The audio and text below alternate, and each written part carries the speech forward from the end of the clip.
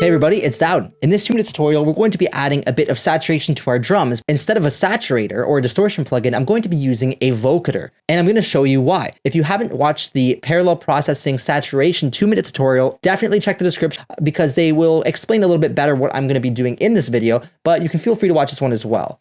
So let's go ahead and open up a audio effects rack, and I'm going to drop that onto my drum rack. These are my drums without any processing. Then if I open up my audio effects rack, I'm going to open up the chains list. I'm going to right click, I'm going to create a chain. I'm going to name this one dry, and I'm going to duplicate it and rename the second one wet. Now I have two of the exact same signal coming through. So if I solo this one, it's going to be the exact same as the other one. Because of this, if I put both channels on at the same time, it's going to increase the volume. I'm just going to leave only one on for now, and I'm going to drag and drop a vocoder onto the wet signal.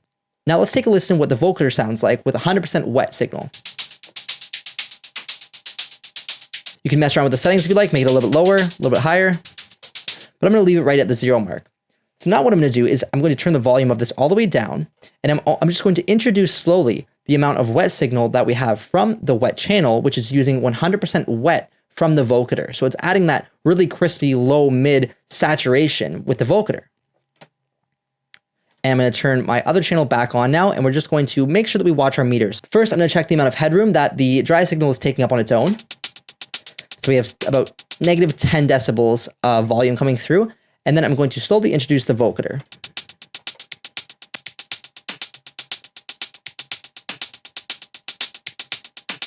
So before and after.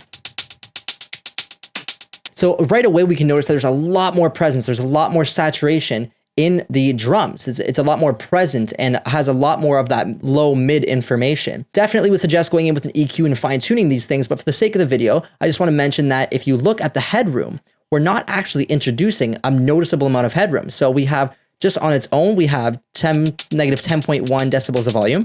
And when we introduce the saturation or the vocoder, we're only putting 0.1. We can even reduce that a little bit.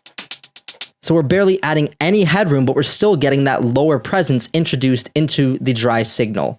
If you are new to the channel, make sure to subscribe. And if you like the video, make sure to give it a thumbs up.